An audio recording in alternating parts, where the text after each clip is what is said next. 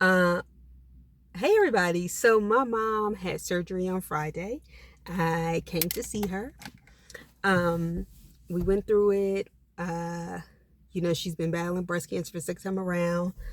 The doctors were able to remove the lymph nodes or whatever. They said they don't see any sign of anything else. So I just want to thank everybody, and I really mean this from the bottom of my heart, to thank everybody who sent me well wishes at any point during this process, who was praying for me and said they were and did. Because she went through surgery Friday. She's in recovery, but she's not in a lot of pain.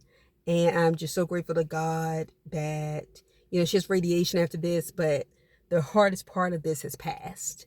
So I just want to thank everybody really for their support, because you have no idea how much it means. So thank you. So I'm not going to be on here long.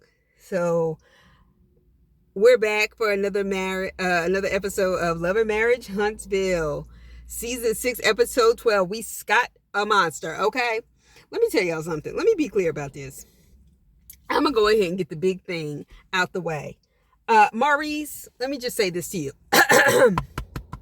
Fuck you. Okay. You are a gaslighter of epic proportions. And you know what? I always said, I know Marceau's a sexist asshole, this, that, and the other. But you know what the difference with Marceau is versus Maurice and Martel? Is Marceau knows who the fuck he is clear about who he is. And Tisha, just because the cameras are around, honestly, know who the fuck she married to. And that's what she okay with it. And that's their business. And the bottom line is, Marceau is who the fuck Marceau is. Maurice, and Tisha, I'm gonna give you some too, because it started out at that goddamn art class. All right, y'all gonna have a double date with your brother, Marceau and Tisha, and then he was like, well, Kimmy doesn't feel comfortable enforcing the rules with Monster, and she should, because this is her son too. And Kimmy looked at him like, what the hell are you talking about? It's not that simple. First of all, Kimmy is not his birth mother, and his mother is still alive. He very much has two living, active parents in his life. And we can say, yes, in a blended family, you consider that person your son or your daughter, so on and so forth. The bottom fucking line is if the mother and or father is still involved, that is not your kid. It's not. And you can't take liberties like that as a step parent to punish a child, so on and so forth, this, that, and the other, especially since Kiowa considered Kimmy the person who broke up their marriage. Okay? Now, and we all know their marriage was broken up before. Yes, Kiowa is hating Kiowa, been remarried to somebody else, this, that, and the other. But what the fuck y'all not gonna do is that bullshit Maurice pulled and that bullshit Tisha pulled at the wine and clay making shit. When Tisha was fucking like, well, I think you and Kiowa should sit down. And Maurice was like, yeah, that's what I'm saying. No, motherfucker, what it looks like is that you brought your son to live with you in the name of making him a man. A woman can't raise a man. But you brought him down there for Kimmy, your second wife, to raise him. And the shit is not okay. It's not fly. It's not cute. Okay? And I'm not here fucking for it. Okay? Tisha, you don't fucking know. You haven't been divorced. You're not a part of a blended family. And you've never been there. The same reason why Mel was unwilling to confide in you about the situation around custody, because you judge a lot of shit and you judge other people's family structures and tell them what they should do, so on and so forth, because you and Marceau been married, because you stay married to somebody whether you happy or not, because that's just what you do. Shut the fuck up. Okay? And woman to woman, you should know men fucking lie. Knowing Marceau and knowing Maurice, bitch, you should know they fucking lie. Okay? There's no reason for Kimmy and Kiowa to sit down like they have a fucking problem. And then Maurice had the nerve to say to her on that couch, well, if you can't talk to her, then you're still not over it. There's nothing for her to fucking be over. She didn't start that shit with Kiowa. Kiowa started that shit with her. Okay? Period. All right, you could tell Kiowa still don't really fuck with Kimmy, but she knows how to be polite enough. And it did not seem like Kiowa felt like Kimmy was not enforcing the fucking rules, which she felt like, is there something going on with my son? And yes, and mothers typically, particularly when it comes to their children, have a high sense of emotional fucking intelligence. Okay, so when Maurice was like, well, you don't look receptive, and he was like, I am. Honestly, your son, the appearance, I'm not saying that this is what it is, was giving off very much teenage depression. And I would venture, regardless of what the statistics say, that a lot of African American children probably had that and it goes undiagnosed.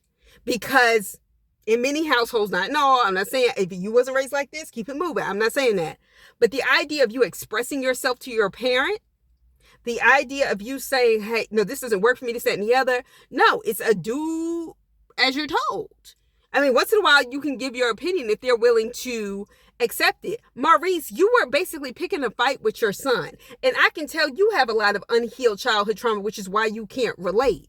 And I'm going to tell you also why I didn't leave this episode mad at Marceau. Because Marceau, without Kimmy prompting him or provocation, even with his sexist ass, the first thing he says was, okay, well, Maurice, you know what I think can make you and Kimmy's relationship better and her as like the bonus mom? Is if the next time y'all have a sit down with both sets of parents, you don't get up and leave her alone for your son. Facts. Marceau sometimes be on it, even though most of the time he be fucked up and wrong and to the left, sometimes he be right. Okay, and that was one of them times. And Kyle was like, no, he just looks like he's not expressing himself. And when she asked him, well, do you want me to come home? Not come home, but come to Alabama more often? And he was like, yeah. She was like, well, how often? He was like, as much as you would like. A boy and his mother have a different kind of relationship. And I think a child needs to love both the mother and the father. But I also think people always say, oh, women can't raise men. Women raise men every fucking day. Okay? And a lot of the things that go wrong when those men become adults is because of the absence of their father. And simply because their father's absent doesn't mean their mother is responsible for everything that there happens. No, you being an absentee father is an issue. Because women teach you a level of compassion that men cannot. A level of emotional intelligence that men can't a lot of times and don't have. And it makes boys better men to learn how to be compassionate and loving from their mother. Okay, and I'm sick of this shit where it's like, oh, women can't raise men. Black women been doing that. No, with that became the narrative. So when the police start fucking with your son at 13, you'll go, oh, well, he didn't have a father. And it's like, that's why this is happening. Instead of them being racist, white supremacist cops. Okay, so miss me with the bullshit. Okay, and all of this throwing it on Kimmy. This is not Kimmy's birth son. And I know we want to believe in blended families, so on and so forth. And yes, I'm sure there is a way to do it. Don't act like Kimmy has the right to do that. And then Maurice has a bad habit of, well, I don't feel like, well, Kimmy, when you tell him to rake the leaves is his punishment, so on and so forth. She was like, yeah, but you don't back me up with that. And he was like, well, I shouldn't have to back you up because that should be understood that you're the mother. Maurice, have you explained this to your son? Because this seems like things that are supposed to be implied. The same way when everybody kept saying Kimmy was the side chick, including Tisha, including Wanda, you never defended her. You were like, what does that need defense for? Motherfucker, if other people are believing it and smearing your wife's name in the ground, it needs fucking defense. And Maurice, I really don't like your bald-headed, yellow, Eminem-looking ass right now, okay? Okay. And Kimmy, I don't even think this relationship is good nor a good look. I find Maurice appearing at least to be more work than he's worth. And you can take it or leave it, sis. And I hope to God you feel better. And the fact that he's even putting this pressure on you as you are still in those final stages of dealing with breast cancer, the healing stages, even if there are no cancerous elements, and he's still trying to throw this on you, says to me, there's something wrong with him as a man. And I don't like it. It's just what it is. Martell's talking to his brother who went and got locked up for some reason or another. Whatever. We all know somebody who's gotten into trouble. And he goes to see a therapist because the court ordered it, and Mel put their kids in therapy. Notice Mel put them in there, not Martell, because Martell would have to deal with the fact that all his M-name kids would tell on him. So anyway, he says, well, I don't like to blame not having a father on it because I think that's an excuse. And honestly, Martell, I think that is perhaps the beginning of healing. If we hadn't already seen you in the blogs trying to hurt Mel, I would have said, you know what, Martell? You all right. You getting there. But see, I can't say that because we've seen it play out on social media a bit.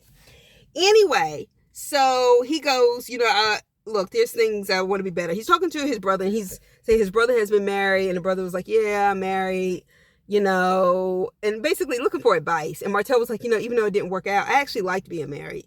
I think having a good wife really helped me. Yes, it did, Martell. He was like having that person to come home to, having somebody who wants you to do better, this, that, and the other. These are the fucking things, Martell, that I'm sure now hurt worse because it is after the fact. When you could have said these things to Mel, that I appreciate these things about you, and you know what, hey, I'm going through a tough spot right now. I don't know why I'm feeling this way emotionally, but let's work this out. But you wouldn't know what it is. It wasn't Mel. It was your fucking selfishness. And that side chick, dumb bitch that makes people's brain cells disappear whenever she does say something with her country ghetto ass was a waste of fucking time. And you played yourself, and now you're going to deal with the consequences of it. But I'm glad you had sense enough to warn your brother against it and to say, well, make sure y'all satisfy each other, because I can tell you some things are just worth it. It makes your life better. You know what? So, Martell, I'm going to let you have that for this episode. I know you're going to fuck it up. So I want to go ahead and give this to you, okay? Because in the moment, you was right, all right? Speaking of ghetto bitches, Stormy, let me tell you something. I didn't like you from the gate. I didn't. I found you just very hood, very gutter butt. The kind of chick that in the deep south, it wasn't because you were smart or, cute, but you seem to get that sort of, because light-skinned people let you off the hook. They didn't call you ugly because they were convinced that because somehow you had a lighter complexion, you were some kind of pretty, and you're not. And your husband's ugly as fuck too, and y'all are some weird looking motherfuckers. All right? You up here crying about how your mama and your aunt can't get along. I'm going to tell you, the first beginning to healing is you acknowledging the fact that your mother is a fucking problem. Okay? Your mother literally has a problem with everybody who is close to you. When you were describing how you as a child, your mother never liked any of your friends. So one, either she thinks your judgment sucks, which we know she wasn't thinking about that 6, 7, and 8, that your judgment sucked per se. No, she didn't like other kids. The bitch is a bitch. Okay?